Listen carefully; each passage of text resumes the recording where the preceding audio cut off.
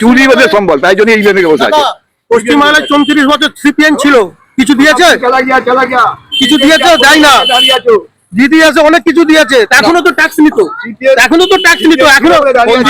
আমার ট্যাক্সের পয়সাই দিদি দিচ্ছে, কিন্তু এখনো তো সিপিএম ট্যাক্স নিত, তাহলে কিছু দেয় না কেন? বলুন, এত বাজে রাজত্ব করে গেছে, মন্দির মসজিদ করার নিয়ে কথা বলে নেই, মন্দির মসজিদ নিয়ে কথা তুলেছে।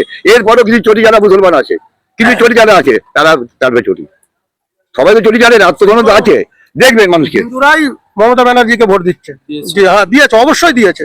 রাজ্যের পরিবর্তন বলা খুব অসম্ভব। সবচেয়ে বড় কথা, মানুষ যেভাবে ভোট দিয়েছে, এ যারা মূল্যায়ন করছে পুরো মিথ্যে কথা বলে মানুষকে বোঝা মুশকিল। সবচেয়ে বড় কথা, গণতন্ত্রে যখন জয় হয়েছে, মানুষের জয় হবেই, গণতন্ত্রের জয়টা হয়েছে। স্বতঃস্ফূর্ত ভাবে যখন মানুষ ভোট দিতে পেরেছে, শাসক দল এই যে 92% ভোট, এটা কি কোথাও পরিবর্তন চাইছে মানুষ, না প্রত্যাবর্তন হবে? পরিবর্তন তো হবে, পরিবর্তন হবে। লক্ষ্মী ভান্ডার এত উন্নয়ন এই সেই করেছে, ছাত্রছাত্রীরা লাইনে দাঁড়াতে পারছে না ইন্টারভিউয়ে, আর লক্ষ্মী ভান্ডার দিয়ে হাত পেতে ভিক্ষে নিয়ে সময় চলে, দেশ চলে, মানুষ সব অশিক্ষিত আছে, সব বোঝে না, খালি ভাতা দিলে হবে, ওই চাকরির লাইনে ইন্টারভিউয়ের লাইনে দাঁড় করাচ্ছে না। সবচেয়ে বড় কথা, যেসব মায়েরা ছেলেরা কষ্ট করে ঠেলা চালিয়ে, অটো চালিয়ে, টোটো চালিয়ে ছেলেদের লেখাপড়া করাচ্ছে, তাদের ভবিষ্যৎ কোথা? মানুষের আত্মসম্মান আছে। আপনার মেয়ের আজকে নিরাপদ রাস্তা বেরো যাবে, আপনার বেরোবে না। দেশের মুখ্যমন্ত্রী, দেশের মুখ্যমন্ত্রী বলছে 9টার পর রাস্তায় বেরোবে না, মেয়েরা রাস্তায় বেরোবে না, মহিলাদের কি নিরাপত্তা দিচ্ছে?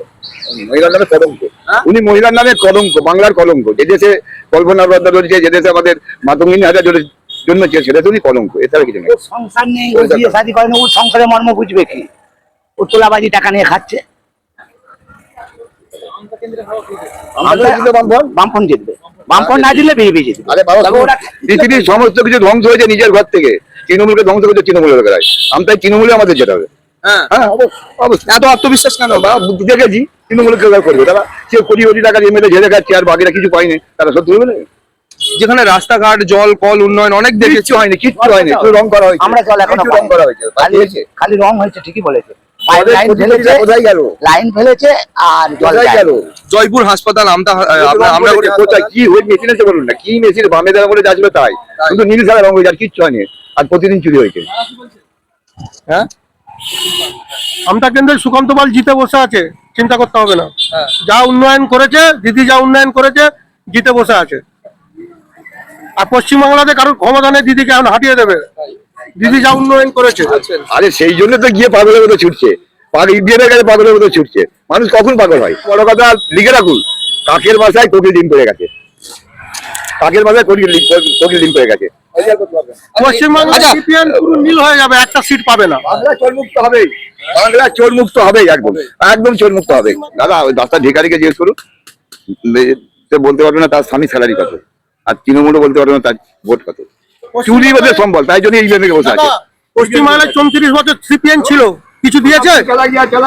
কিছু দিয়েছে? দেয় না। দিদি আছে, অনেক কিছু দিয়েছে, এখনো তো ট্যাক্স নিত, এখনো আমার ট্যাক্সের পয়সাই দিদি দিচ্ছে, কিন্তু এখনো তো সিপিএম ট্যাক্স নিত, তাহলে কিছু দেয় না কেন? বলুন, এত বাজে রাজত্ব করে গেছে, মন্দির মসজিদ করার নিয়ে কথা বলে গেছে।